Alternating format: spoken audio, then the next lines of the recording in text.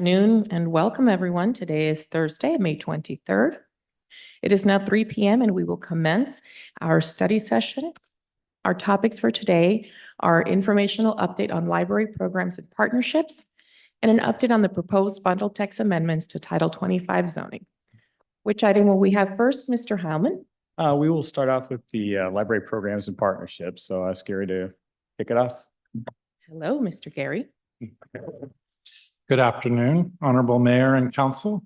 My name is Gary Schaefer, Director of Library Services, and I'm here today to speak with you about library programs and partnerships.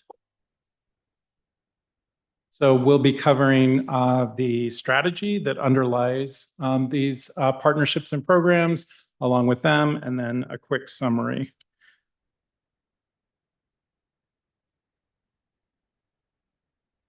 So when I teach, I always teach my students that it is important that we look at where are we going, where are we headed? And if we don't have a mission, we don't have a vision, how do we know where we're going? What supplies do we need? So we really always want to start with our strategy that underlies the work that we do. So staff worked to come up with a mission, vision, values, as well as strategic pillars. For the mission, we centered on the Palm Desert Library nurtures community well-being through social, cultural, and learning experience. And for vision, we envision a future where a Palm Desert where everyone belongs and is filled with promise, progress, play, and prosperity. Thank you. That was what we were going for.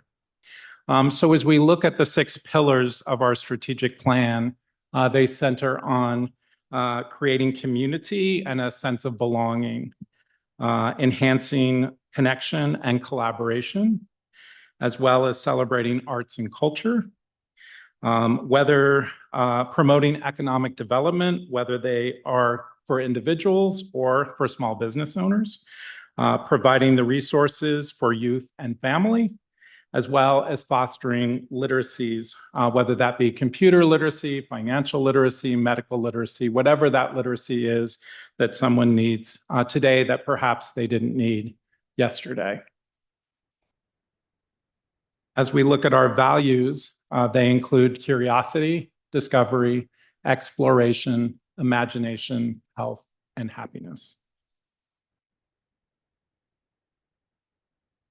But we also need to look at how we are serving our community through our programs and partnerships and other library offerings. So we really need to make sure that they are in alignment with our strategies, that they reflect our community needs, that they are of a quality that we have kind of come to expect in Palm Desert. There's a certain Palm Desert quality that I think we've all grown to love and admire, that they are within our capacity to deliver, and that we are allocating our resources properly.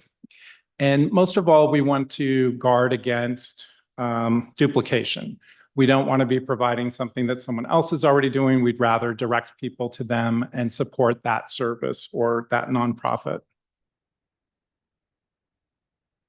So when we go to our programs, we've kind of broken it down into 3 different types of programs. So we have our core programs, which are programs that a community really across America depend on from libraries. And we'll go through a sample calendar in a few minutes.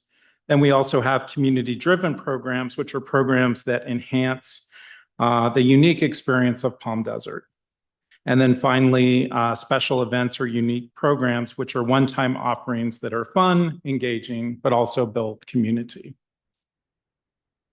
So when looking at a sampling of a program calendar for a just a random month, if you will, that's just kind of what a program calendar might look like. We will focus on toddler story time. That's a little bit of the bread and butter of libraries, but also doing our outreach events with our bookmobile, science, technology, engineering, art, because arts and culture is one of our core pillars, and math. So taking the STEM to STEAM, and then a monthly adult book club, and then certainly the programs that the library's had going for a long time and is actually continuing even during our brief closure, the Mahjong group, our veteran services, so on and so forth. When it comes to library partnerships, we define them as mutually beneficial collaboration between the library and external entities.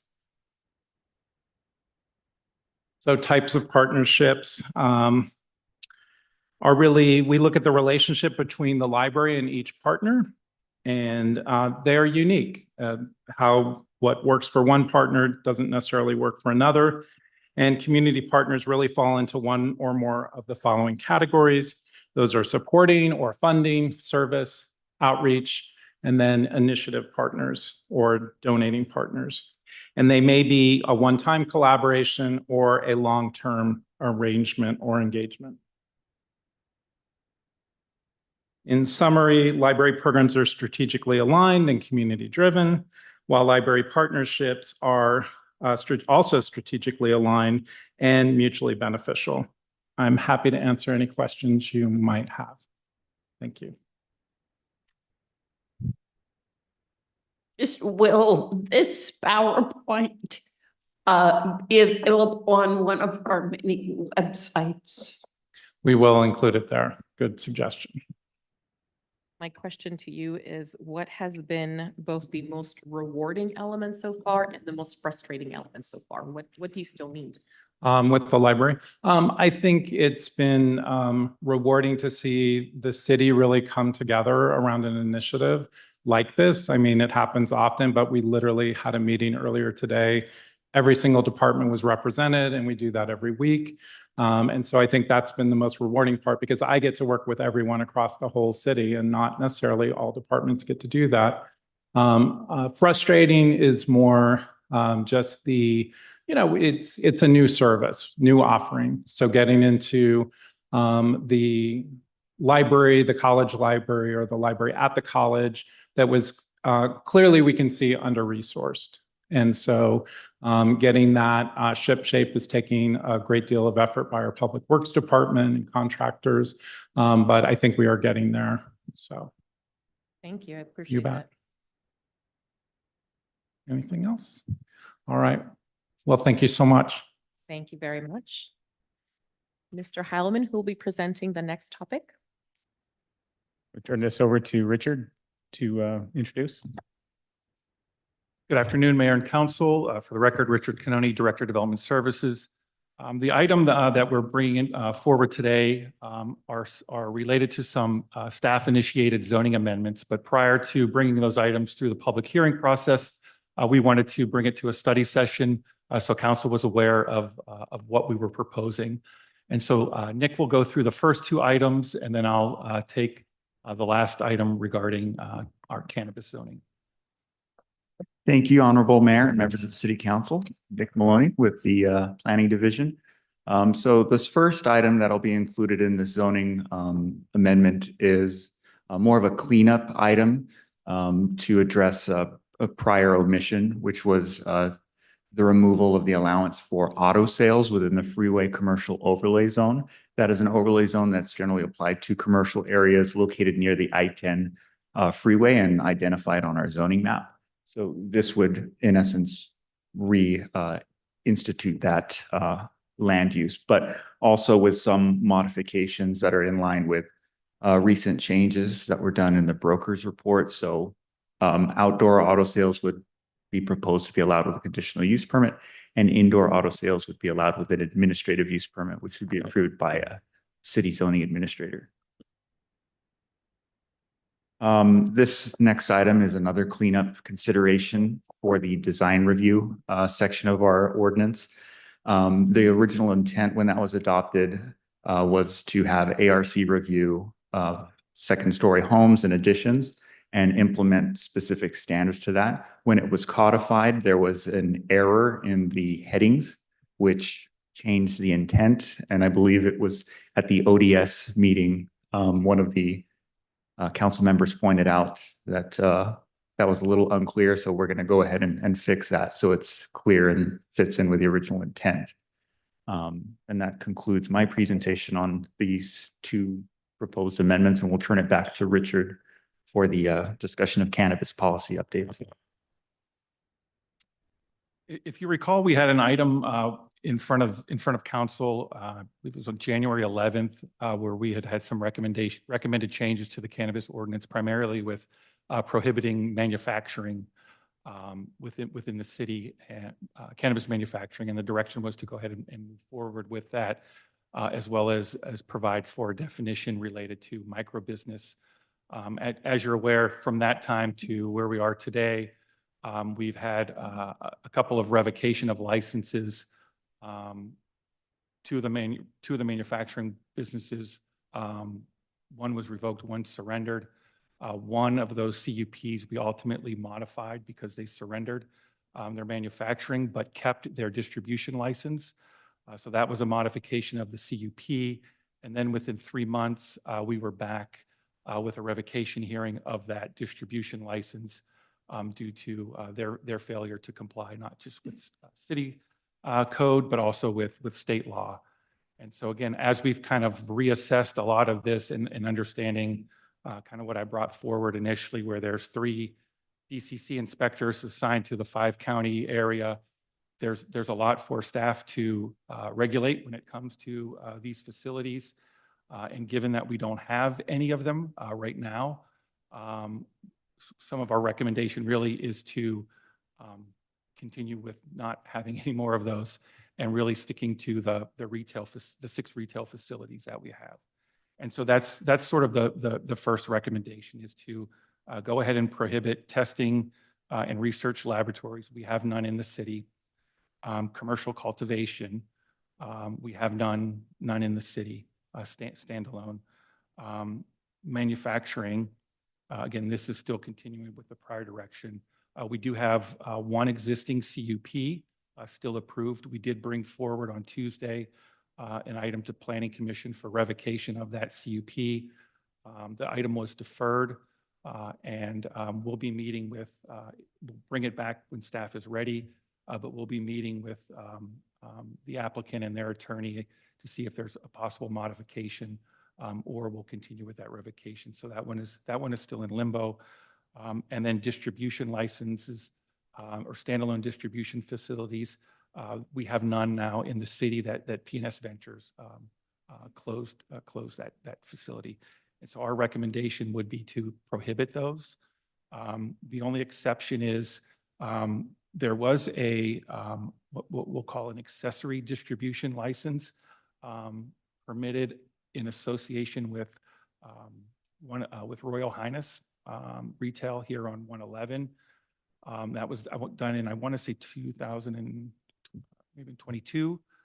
And the justification for that was not for them to be a distributor of all sorts of cannabis products, but really it was to assist with their operation of their building, where the cannabis flower, if you will, it's still weird for me talking about this in a council meeting, but the cannabis flower that they purchase, state of California requires it to be prepackaged.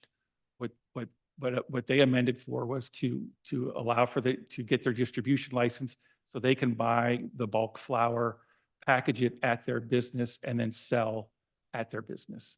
So it would save them a lot of money with essentially cutting out the middleman. And so that amendment was approved, but it was never really specific to the code. So these are things that we just want to be clear moving forward, so it's clear for everyone. And so that would be a recommendation that we allow for that exception for those retailers. Next slide. The definition of micro business, very similar to the one that was presented in January. The only difference is under item number 1, we clarify that it's indoor cultivation. The current definition, or some of the definitions just refer to cultivation. We want to make sure that it is limited to indoor only. Next slide. And then the other policy consideration has to do with delivery-only businesses. So the state of California licenses retail cannabis, count retail cannabis, but as sort of one category. And within that category, there's two business types. A non-storefront retailer, which is delivery, and then the type 10, which is a storefront, kind of the typical dispensary that you would see. And the way our code defines retail cannabis is a business that sells and or delivers cannabis business products to customers. And then we have that 6 limit of number of retail businesses. And then we have a delivery only business allowable use, but that use is one of the only uses that's not defined in the code. And there are certain limitations as you see here. If we go to the next slide. And so really the question that we had is the intent to continue to allow for these? And if so, we would create a definition for the non-storefront retailer, or is the intent to include them as part of the overall retail? And so if somebody would want to open one, they would need to wait until one of those 6 licenses would be available. And just to add, we currently have no licensed delivery-only retailers in the city. And my understanding through part of the state law, the existing retail businesses are permitted to provide delivery. And so we sort of look at it as, you know, if we want to continue to support the 6 that we have, we really see no need to continue to allow for the retail only. But again, that's something that's not our decision, but wanted to bring that to council for consideration. Can I ask to clarify that? So my understanding is you said that if we have the 6 current permitted dispensaries to have a delivery component as an and/or, does that mean that we are allowed to limit any delivery only? So the existing retailers are already permitted to do delivery. What we would propose is to not allow any non-storefront or delivery only businesses. Comments or questions from my peers? I think that it's a very wise and sound decision to not allow delivery only.